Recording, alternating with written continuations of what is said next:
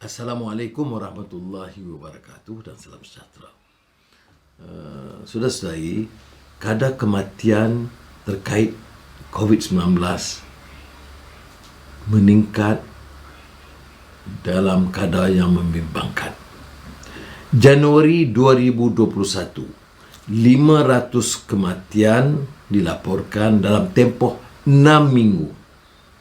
Sekarang 500 kematian terkait COVID-19 dalam tempoh 6 hari.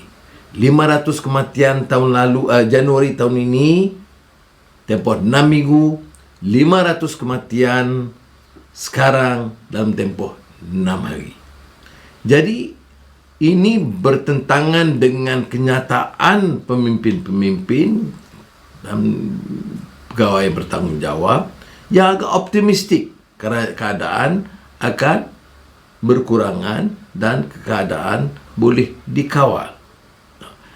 Jumlah itu kita dah pertikai dan saya lihat dalam media sosial itu merebak kecaman bahawa kadar positif itu tidak melambangkan keadaan sebenar.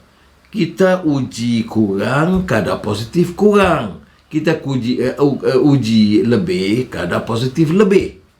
Jadi, tapi tidak ada jawapan yang memuaskan. Mengapa kadar itu menurun secara mendadak sekadar nak menunjukkan bahawa jumlah itu berkurangan. Maknanya, kuasa darurat itu hanya sebagai helah politik dan tidak memberi kesan sama sekali. Ya. Dan saya kesal kalau ada orang politik, saya faham memang dia nak hidup. Janganlah orang pegawai yang profesional turut bersekongkol dan memberikan alasan-alasan hujah yang membosankan dan lari daripada fakta dan data sains. Ya. Kerana tanpa suatu hala tuju yang jelas, data yang cukup, maka kita terus saja dengan PKP yang mendera rakyat. Dan sekarang ini kita tahu ramai yang sekarang mengeluh kerana soal makan minum. Ya.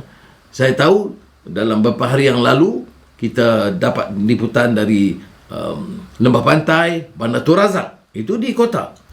Selain daripada usaha kita di Port Dickson. Bagaimana keadaan ini membebankan rakyat. Dan suntikan itu sangat kecil.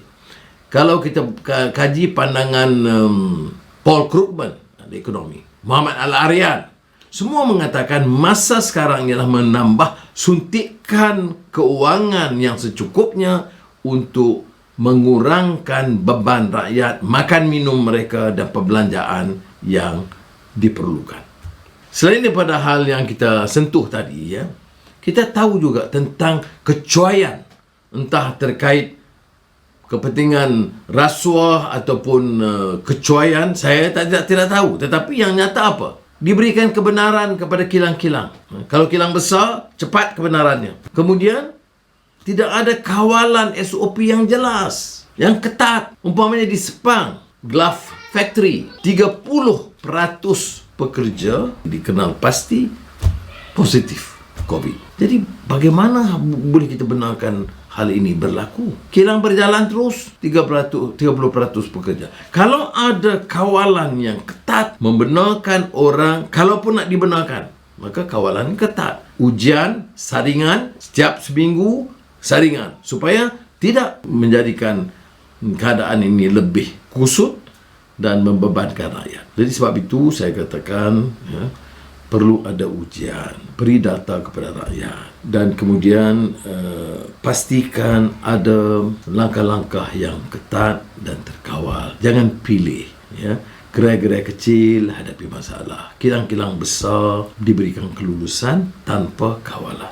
Kemudian vaksin, ya, vaksin saya telah sentuh berulang kali. Saya tidak bermaksud menjelaskan lebih daripada itu. Selain menyatakan kamu cuai dari awal, lembab penerimaan vaksin, dan kita canangkan berilah satu dos awal kepada semua kerana nampak kelam kabut. Di kebanyakan negara kita lihat ribuan kawasan suntikan diberikan, termasuk doktor GP di daerah-daerah kecil.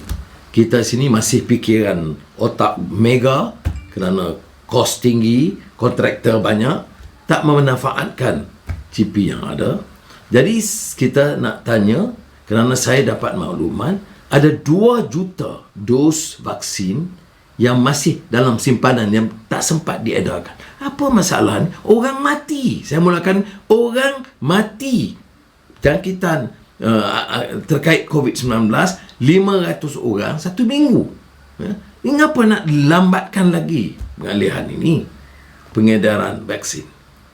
Jadi saya mahu penjelasan supaya tidak membebankan rakyat. Secara terperinci tentang hala 7 yang disebut exit strategy pasca COVID-19 ini, termasuk langkah-langkah ekonomi, akan saya cuba jelaskan esok insya-Allah 8:30 malam setelah memanfaatkan kajian daripada pasukan khas yang ditubuhkan oleh pejabat Ketua Pembangkang. Terima kasih. Wassalamualaikum warahmatullahi wabarakatuh.